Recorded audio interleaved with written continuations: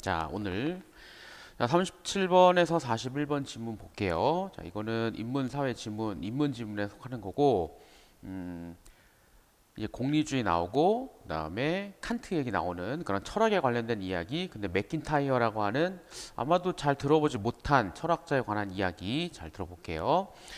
근대 시민사회가 등장하면서 전통과 신의 권위가 사라졌다. 대규모의 공동체 속에서 친숙하지 않은 개인들이 모여 살아야 했다. 그러니까 이전에는 중세시대에는 신이 있으니까 신만 믿으면 되는데 이게 중세를 거치면서 근대가 되면서 이제 신이 사라지니까 대규모의 공동체 속에서 살아야 하니까 다 모르는 사람들이에요. 그러니까 나도 있고 너도 있고 그도 있고 뭐 그녀도 있고 근데 서로 몰라. 모르기 때문에 어색한 사이야. 친숙하지 않은 개인들이 모여 살아야 한다. 그러니까 뭐가 필요해요? 어느 정도의 기준 아니면 법칙 이런 게 필요하다. 근데 필요하긴 하는데 무조건 있으면 되는 게 아니라 어느 정도는 보편적인 성격을 띄어야 할 것이다. 그러면 그래야 사람들이 다 이해를 할 거 아니냐? 이러한 상황에서 누구에게나 적용될 수 있는 도덕의 보편성 그리고 객관적인 객관성도 있어야 할 것이다. 그러니까 철학자들은 이런 거를 찾기 위해서 그리고 이런 것들을 체계화하려고 노력을 많이 했지. 그게 처음에 나오는 공리주의 나오는 벤담하고 밀이에요. 벤담에서 밀로 이어지는 공리주의에서는 인간의 쾌락, 고통과 같은 보편적인 정서. 그래서 공리주의 입장에서는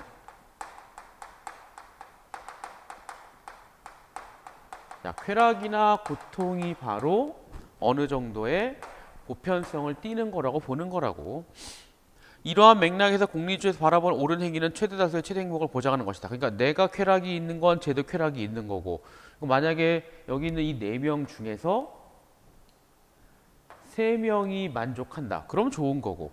근데 혼자 만족한다. 그건 안 좋은 거고. 그래서 최대 다수 최대 행복이라는 이야기가 나오는 거고 그 다음 칸트로 대표되는 합리주의는 인간을 보편타당한 법칙 파악하고 자신의 행위 법칙으로 정립할 수 있는 이성을 가진 존재로 본다. 그러니까 이번에 거기 있는 칸트가 있는 합리주의는 보편타당한 도덕 법칙이에요. 그러니까 얘도 보편타당한 거 가고 있지. 그러니까 둘 다 똑같은 거는 요거를 추구하고자 했던 거는 똑같다. 근데 방식이 좀 다를 뿐이다. 그렇게 이해하면 돼요. 인간이 이성을 통해 정립한 보편타당한 도덕 법칙은 하나의 의무로서 다른 목적을 다해서 수단이 되면 안 되고 자체가 무조건적인 명령이 되어야 한다. 왜냐? 이거는 보편타당한 법칙이니까 요걸 띄니까 요거는 의무였다라고 보는 거야. 이러한 도덕 법칙이 옳기 때문에 따르려고 하는 의지를 선의지라고 부르며 그래 이게 옳은 거니까 이거를 따라가는 게 맞는 거 선의지라고 봤고 인간의 행동이 이런 선의지에 따라 이루어졌을 때 적절하다고 보았다. 그러니까 칸트 입장에서는 요거를 따르고 가는 게 맞는 거고 공리주의는 이게 크면 클수록 좋은 거고 맞는 거고 공리주의와 합리주의는 그런 이야기야. 자, 근데 이제 여기부터 중요해요. 그런데 맥킨타이어는 근대 도덕 철학의 이러한 논의들의 행위의 규범과 행위의 기준에 맞춰져 있고 행위자를 간과하고 있듯 비판한다. 보면 이게 중요하다고 본 게 공리주의, 합리주의. 이거를 체계화하려고 한 게 공리주의, 합리주의. 결과, 기준 이런 게 더 중요한 건데 이거를 하는 사람들, 이거를 느끼는 사람들, 이거를 따라가는 사람들 책이 뭐라고 나와요? 거기 있는 행위자라고 나오지.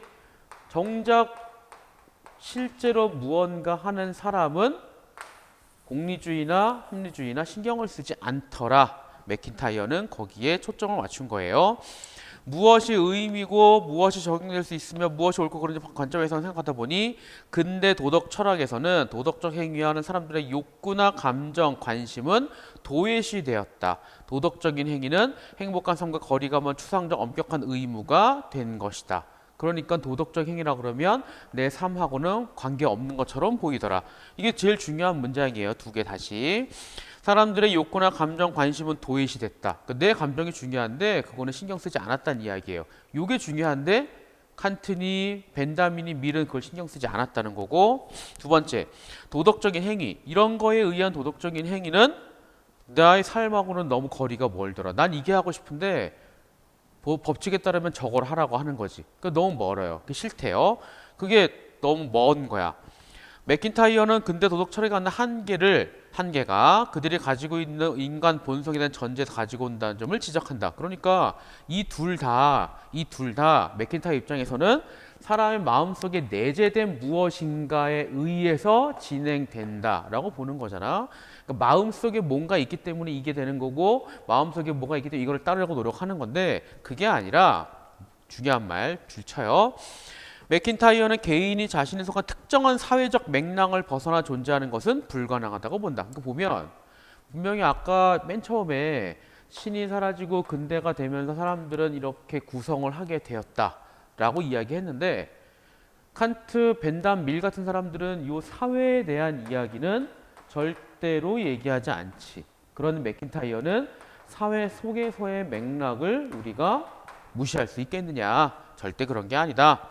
다시 봐요. 사회적 맥락을 벗어나 존재하는 것은 불가능하다고 본다. 그는 개인들은 사회 역사 상황 속에 처해 있고 공동의 가치 가진 삶의 이상으로 결부된 공동체 구성원으로서의 책임을 지고 있다고 주장한다. 그러니까 사회 속의 맥락을 봐야 되고 이 안에 사람들은 책임을 가지고 있다. 그러니까 이 사회라고 하는 걸 배제하고는 우리가 판단할 수가 없을 것이다 라는 이야기죠. 자, 이제부터가 뭐가 나오냐면 이제 맥킨타이어가 생각하는 덕에 관한 이야기 나오는데, 그래서 이 글은 구성이 이래요. 일단 맨 처음에 첫 단락에서는 근대 철학이 요구하는 노력, 그 다음에 그래서 그거에 대한 근거가 두 번째 단락에 공리주의, 합리주의. 근데 맥킨타이어는 그거에 대해서 아니 그건 좀 아닌 것 같은데 라고 이야기하는 거고, 그 다음에 네 번째 단락에서부터가 맥킨타이어가 이야기하는 덕윤리에 대한 거. 그래서 좀 더 자세하게 설명하는 거고, 세 개로 나눠서 5, 6, 7 문단이라고 말할 수가 있지. 덕윤리에 대한 설명을 하는 거고, 다섯 번째 단락은 뭐예요? 실천, 서사적 통일성, 전통의 개념으로 바라보는 이렇게 의로 보는 덕, 이렇게 가는 거지. 하나 나오는 거고요. 이 글의 핵심은 그래서 이렇게가 돼요. 근데 그렇다고 이게 빠지면 안 되는 게, 맥킨타이어가 이거를 왜 주장을 했느냐? 여기에 대해서 한계를 느꼈기 때문에, 이게 부족하다고 느꼈으니까 자기가 보완한 것이다, 이렇게 볼 수 있다고. 자, 네 번째 단락 봐봐요. 맥킨타이어는 기존의 행위 중심의 도덕과 구분제 행위자 중심이야. 아리스토텔레스 덕윤리에 주목한다. 아리스토텔레스의 덕윤리가 뭐냐? 행위자 중심의 윤리에서는 어떤 것이 올바르거나 바람직한 행동인가를 묻기 이전에, 이게 과연 맞는 행동이냐? 그거를 묻기 전에 인간에게 어떤 삶이 바람직한가? 어떠한 사람이 되어야 하는가? 무엇이 훌륭하고 칭찬할 만한가? 그러니까 이거 덕윤리에서 이야기하는 건 언제나 관점은 행위자라고 보면 돼요. 이게 우선이야. 이게 가장 중요한 거고, 일단 요거를 바라보면서도 공동체 입장에서도 같이 바라봐야 되는 거고, 덕윤리에서는 인간 존재의 목적을 인간 존재 고유한 능력과 특성을 최대한 발휘한 삶으로 본다. 그러니까 할 수 있는 건 다 해라. 그러면 하면서도 칭찬받을 수도 있고 격려할 수도 있는 거고, 자기 자신을 발현해봐라, 뭐 이런 이야기예요. 맥킨타이어는 덕을 실천과 서사적 통일성, 세 개념을 중심으로 설명한다. 그래서 이 덕이라고 하는 거를 이렇게 세 개로 볼 필요가 있고, 실천으로서 바라보는 덕, 서사적 통일성의 입장에서 바라보는 덕, 그 다음에 전통의 입장에서 바라보는 덕, 요 세 가지를 정리를 하면 이 글은 끝나게 돼요. 덕은 실천에 내재된 선들을 성취하는 데 필수적인 자질이다. 그러니까 이 입장에서 볼 때는 덕은 자질인 거지. 어떤 자질이냐? 다시, 실천에 내재된 선들을 성취하는 데 필수적인 자질이야. 그러니까 요거를 하기 위해서는 이게 있어야 한다. 필수 조건이겠죠. 체스를 통해 부가적 얻게 되는 명예, 지위, 돈 등은 외재적 가치다. 반면 체스를 하면서 느끼는 기쁨, 전략적 사고력, 경쟁이 긴장이 견디는 정신력, 고유한 선에 해당한다. 그러니까 이거를 하다 보면 즐거움이 생긴다. 집중력이 생긴다. 그게 선이에요. 계속 봐요.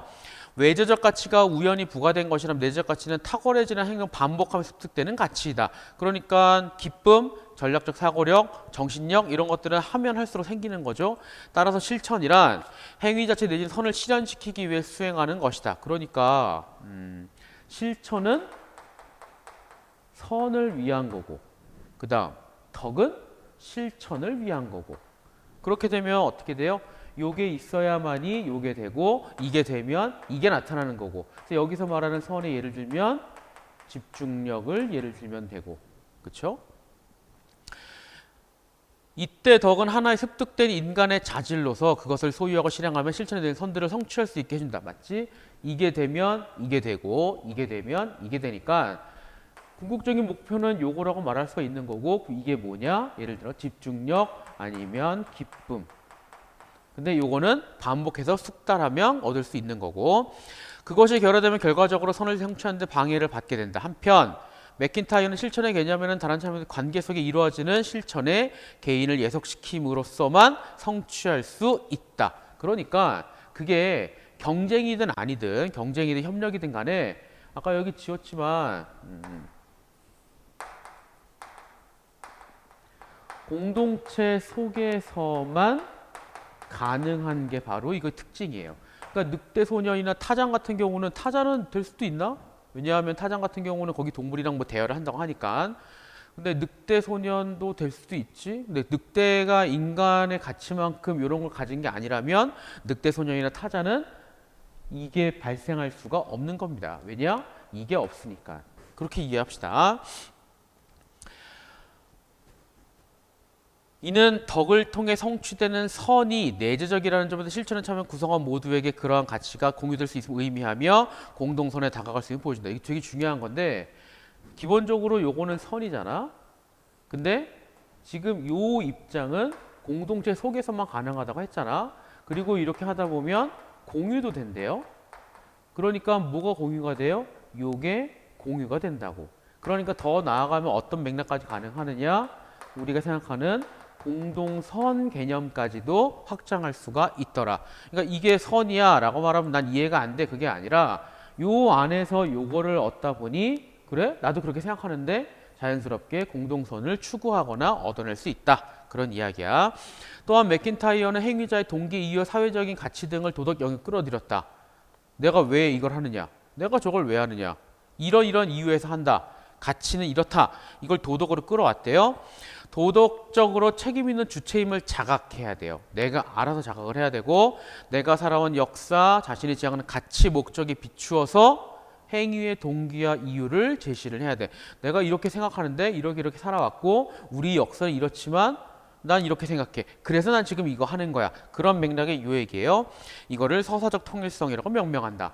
그러니까 단순하게 내 생각이 통일되는 게 아니라 나의 삶 속에서 나의 이야기, 내가 살아온 역사 속에서 통일성을 추구한다 라고 보면 되고 그 다음에 자신의 삶에서 어떤 가치가 중요한가 어떤 신념과 태도를 가지고 있는가 등을 모색하는 가운데 이 내용을 채우는 것이다. 누가? 내가. 그러니까 적어도 내 거는 내가 채우는 거야.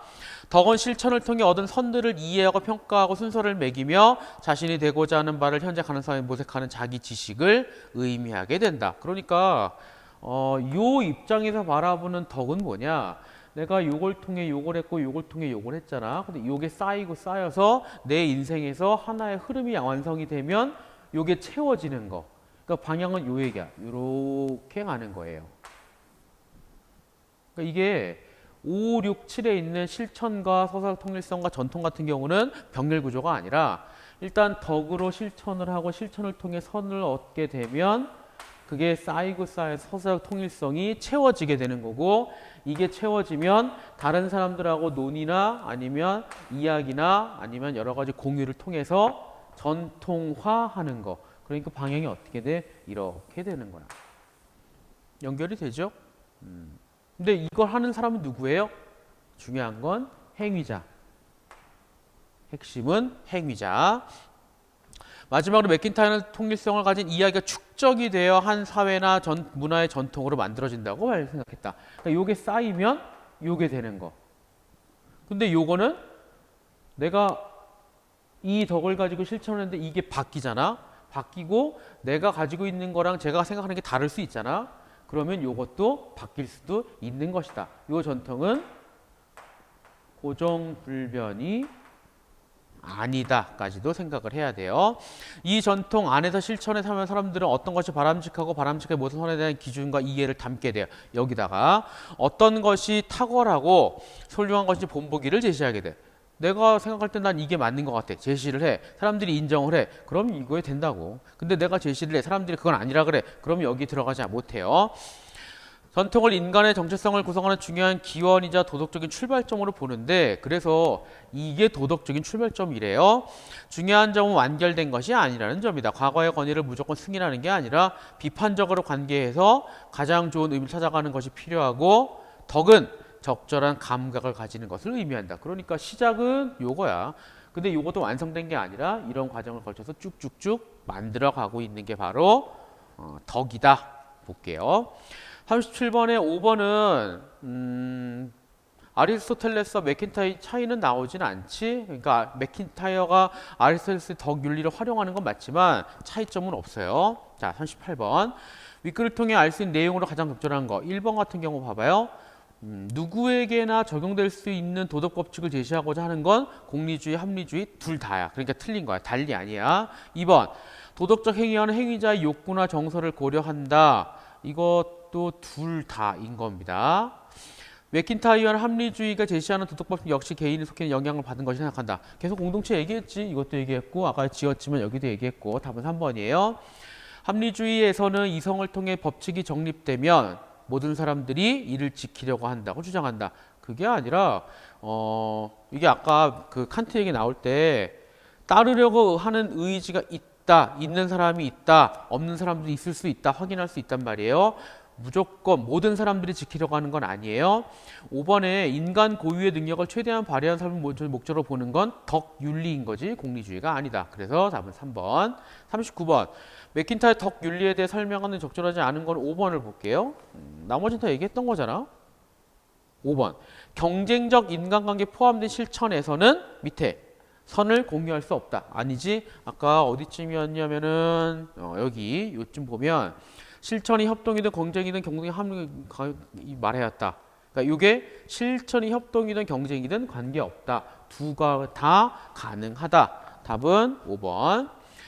자, 40번 같은 경우는 롤스 얘기잖아. 아마 이거 생활과 윤리 시간에 배웠겠지만 다시 한번. 롤스 정의론의 핵심은 무지의 배를 요약할 수 있다. 무지의 배이란 최초의 평등한 상황을 말하는 것이다. 왜? 아무것도 몰라야 공평하니까. 그런 얘기죠. 지위, 위치, 경제적 지위, 권력, 명성, 지능, 신체 능력 등이 어떠한지 알 수 없으므로 누구한테 유리하게 원칙을 설계할 수가 없다. 그런 상황에서 만든 것만이 공정하다고 간주할 수 있다. 이게 존 롤스잖아. 근데 기억은 맥킨타이어잖아요. 맥킨타이어가 이거를 어떻게 생각을 할 것이냐. 다시 봐야. 경제적 지위, 사회적 지위, 권력, 명성, 지능, 신체적 능력, 특히나 사회적 지위나 권력, 명성 이런 것들은 여기서 발생할 수밖에 없는 거라고. 그러니까 맥킨타이어는 롤스한테 뭐라고 하느냐, 어떻게 그걸 배제하고 설계를 할 수 있지? 당연히 그거를 감안해야 되는 거 아니야? 라고 얘기를 할 수밖에 없어요. 롤스는 여기서 주어지는 것들은 다 배제하고 보자는 거고, 맥킨타이어는 이거를 배제하고서는 생각할 수가 없고, 그러니까 이 두 분 충돌이 나는 거고, 그게 바로 5번이에요. 개인이 속한 사회 역사 맥락 떨어져 존재하는 상황을 가정함으로써 개인이 공동체 구성원 책임이 따르는 간과하고 있다. 그러니까 롤스 너는 틀린 것 같아 라고 맥킨타이어가 얘기할 겁니다. 답은 그래서 5번이에요. 41번은 문맥적 의미 찾는 거는 뭐 각자 풀어보도록 할게요. 자, 그 다음 지문 42번, 45번 지문 볼게요. 자, 요거는 동양 철학에 관한 글이긴 한데, 자, 일단 요 철학이라고 하는 건 번역어야. 번역어란 이야기는 원본은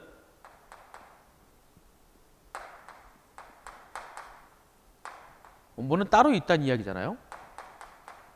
그러니까 이 철학이라는 말, 요 개념 자체는 다른 데서 유입된 거라고.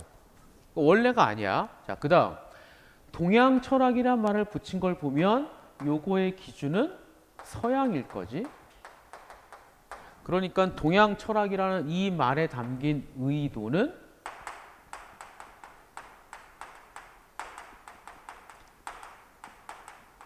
여기에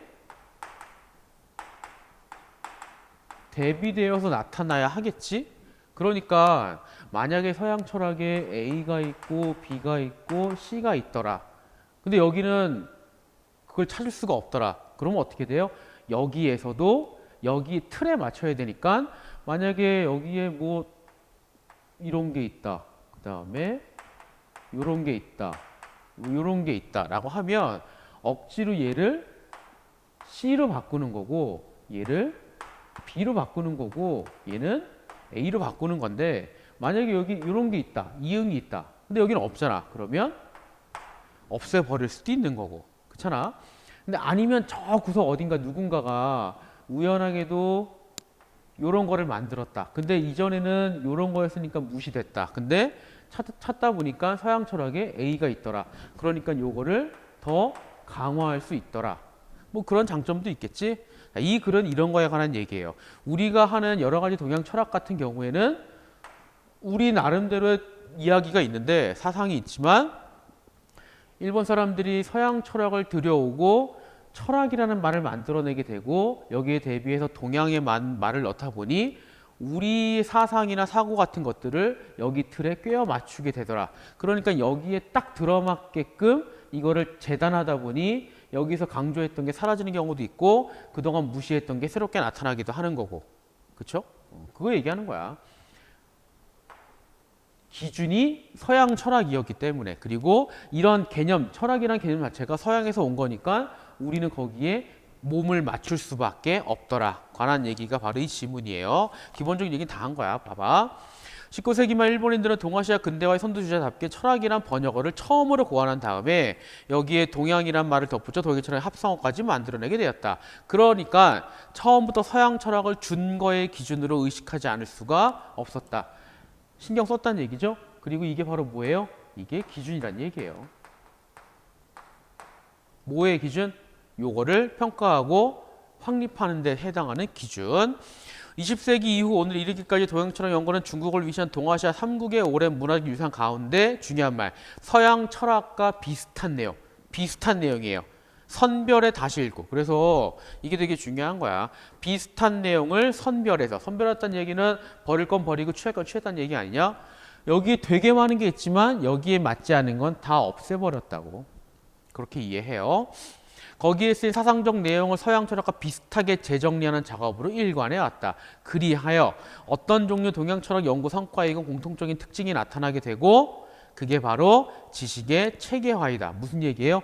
이전에 우리의 사상은 체계적이지 않았다고. 근데 서양 학문의 특징 중에 하나는 뭐든지 정리가 잘 돼 있어야 돼. 흐름이 맞아야 되고 공통점이 있어야 되고 차이점이 있어야 되고 착착착 들어맞아야 한다고. 근데 우리는 그게 아니었다고. 그래서 우리 거를 여기에 꿰어 맞추는 거예요. 유교, 불교, 도교를 막론하고 경학이 중심이던 동양 학문적 전통에서는 체계적인 지식이 부정되지 않았다 하더라도 그렇게 강조되지는 않았다. 그렇다고 우리가 체계적인 걸 싫어한 게 아니라 굳이 그럴 거 있나? 뭐 이런 생각으로 보면 돼요. 유학의 경서 중에 하나인 대학은, 그러니까 우리 경학은 경전 중심의 학문이야. 대학, 중용, 논어, 맹자 이런 책 있잖아. 이런 책들을 공부하는 게 우리 학문의 특징인데 예를 들어 대학, 체계적인 지식을 전달하기엔 철학서가 아니라 실천과 지침을 담은 책이었다. 거기에도 형이상학, 윤리학 이런 얘기가 있긴 있지만 단편으로 그칠 뿐 일관된 체계라고 할 만한 것이 없다. 그러니까 서양의 입장에서는 대학은 철학책이 아니에요. 근데 우리는 이거를 중요하게 공부를 해왔다고. 그러니까 안 맞는 거야. 동양 철학은 유교의 경서학은 텍스트의 비체계적인 가르침을 체계적인 지식 전하는 작업에 매달렸다. 그러니까 우리 20세기 들어서 19세기 말부터 있던 철학은 그런 경전에 있는 걸 여기 틀에 맞추려는 재정리 작업이 굉장히 중요했더라. 경서의 권위를 믿고 경서 가르쳐 살기를 요구했던 동양의 경학 전통은 객관적인 연구 대상으로 바뀌게 되었다. 요컨대 20세기 동양 철학 연구는 경학의 철학화를 초래했다. 그러니까 경학은 원래 철학이 아니야. 다른데 이제는 철학으로 바뀌는 과정이 20세기부터 이루어지던 과정이에요. 몇 가지 성과를 얻었다. 첫 번째, 텍스트의 권위에 대한 맹신에서 벗어나 자유롭게 비판적 사유할 수 있게 되었다. 경학이라고 하는 건, 그러니까 이게 이전에는 우리의 경학의 개념은 베스트는 고전이에요. 선인들의 생각이라고. 우리는 고전과 선인들의 생각에 토를 달 수가 없어. 우리가 뭐라고 말을 하게 되면 그거는 틀렸어 라고 말을 할 수가 없다고. 근데 이거를 여기에 틀을 맞추다 보니까 여기 막 빼고 해야 되잖아. 그러다 보니까 왜? 이젠 베스트가 아닌 거지. 그러니까 권위에서 벗어날 수가 있었다. 큰 의미가 있는 거예요. 둘째, 경서를 위시한 전통적인 텍스트들이 체계적인 재구성되는 가운데 예전에 주목받지 못했던 것들이 각광을 받게 되고 모호한 게 분명하게 되고 내밀한 게 공개되는 그런 효과도 있고요. 반면 잃은 거, 이게 이제 이거를 우리가 정리를 하다 보니까 분명히 대학은 실천적인 학문이었다고 이야기했잖아. 우리가 직접 해야 되는 거. 근데 대학을 여기 틀에 넣다 보니 실천적인 학문이 아니게 됐다고. 그러니까 거기 뭐라고 나와요? 연구의 대상으로 취급됨으로써 과거의 유산을 화석화되는 문제점이 생겼다. 더 이상은 이건 신경 쓰지 않게 되는 거. 우리가 옆에서 두고 보는 그런 개념이 아니라 도서관 속에 들어가는 그런 학문으로 신경을 쓰게 된대요.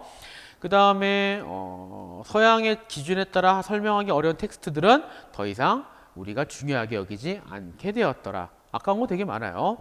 동양 철학 연구 성과가 만족스러워 할 수는 없다. 서양 철학은 동양 철학을 가능하게 하지만 그렇기 때문에 오히려 우리한테 제한을 건다고. 이거는 양면의 동전의 양면?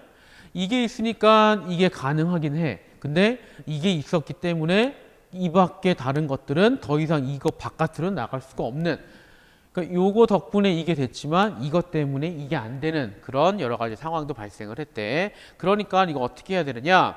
서양 철학이 유일한 철학이 아님을 자각해야 돼. 이 틀을 깨야 돼요. 이제는 이 틀을 깨고 바깥으로 나와야 되고 서양 철학을 상대화시킬 줄 알아야 한다. 그러니까 이것도 무조건 맞는 게 아니야. 이런 생각을 가지고 있어야 되고, 그기 위해서는 안목의 획득이 필요한 거고요. 잃어버린 동양의 실천적인 연관성, 고유한 논리를 변한 시대에 맞게 회복할 수 있을 것이다. 자, 두 번째 밑에요.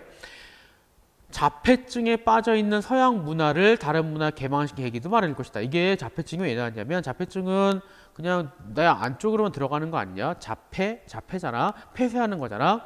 서양 문화도 역시 마찬가지로 본인들만이 맞다는 서양 중심적 사고를 이야기하니까 이게 맞다는 걸 인정을 하게 되면 여기서 틀을 깨고 나올 수 있는 그런 장점이, 아니면 더 나아가서 그런 효과가 생길 것이다. 그런 이야기로 볼게요. 42번 같은 경우에는 1번 전통적인 경학은 소멸했는지 안 했는지는 모르고 소멸한 것도 아니고 남긴 남지 공부하긴 하잖아요. 43번 윗글을 읽고 보기의 내용에 대한 이해하는 적절하지 않은 것. 자, 대학에서는 대학의 길은 밝은 덕을 밝히는 데 있고 백성을 친애하는 데 있고 저 지극히 선하면서 그치는 것이 있다. 이 명제가 있는데 주자는 신민으로 바꿨대요. 근데 그랬다가 나중에 왕양명은 이거를 다시 친민으로 바꿨대요. 원래대로 해석을 했대. 그 다음 쭉 가는 거잖아. 근데 이게 무슨 차이겠냐면 둘 다 어쨌든 대학이라고 하는 것은 인정하는 거고 대학 내에서 각기 다르게 해석을 하는 것 뿐이지 대학을 무시하는 건 아니야. 중요한 건 그 얘기예요. 그러니까 우리의 사상에서는 요거 안에서의 해석이 달라지는 거지 요거를 인정하지 않는 건 아니야. 근데 아까 얘기했던 거 이 동양 철학이 나타나면서는 요거 자체를 도외시하기 시작한 거 아니냐? 그거 얘기하는 겁니다. 그래서 답 2번. 동양 철학의 관점에서 볼 때 주자와 왕양의 견해는 대학에 대한 비판적 안목이겠다. 그게 아니라 주자와 왕형의 견해는 대학 안에서 바라보는 해석의 차이이고 서로에 대한 비판적인 견해를 드러내는 것이지 대학 자체에 대한 비판적인 안목은 아니다. 1번 주자는 성인에 이르는 덕 좋지요. 3번 동양철학 연구자들은 이거를 체계화하려고 한 것이다. 좋고요.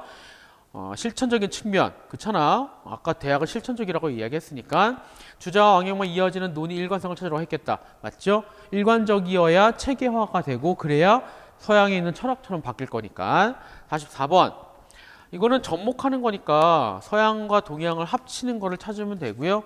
그래서 리을 그냥 골라주고 넘어갈게요. 45번은 약간 의미가 있고 약간은 까다로울 수 있는데 자, 지침을 보면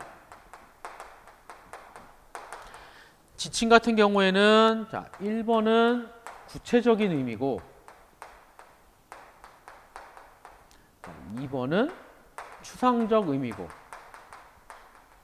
그래서 밑에 있는 5개 중에 2가지 의미가 다 있으면서도 지금 추상적 의미로 쓰인 거를 찾아라. 그러면 돼요. 근데 1번하고 3번하고 4번은 비유적인 표현일 뿐이지 맥주병 자체가 갖고 있는 추상적 의미는 아니야. 그러니까 1번, 3번, 4번은 비유적 의미로 쓰인 거고 2번의 모수는 얘밖에 없어요. 원래 모수는 창과 방패라는 뜻이잖아. 이 창은 무엇이든지 뚫을 수 있다. 이 방패는 무엇이든지 막을 수 있다. 이 둘이 같이 쓰면 어떻게 되느냐? 말도 안 된다. 그런 얘기잖아. 이게 구체적인 의미지 얘는 지금 이거밖에 없다고. 그러니까 해당되지 않아요. 그래서 5번 정상은 구체적인 의미도 있고 추상적인 의미도 있고 구체적인 의미는 산의 꼭대기, 추상적인 의미는 최고의 상태. 근데 여기서 말하는 정상은 최고의 상태. 2번 뜻으로 쓰인 거 맞지? 그래서 가장 적절한 건 5번. 자, 2차 시는 여기까지 합시다. 다음 주 월요일에 3차 시 들어갈 거고요. 다음 주 월요일은 그 다음에 나오는 스키너 지문이랑 그리고 예학에 관한 지문 그거를 학습하도록 할게요. 오늘은 여기까지.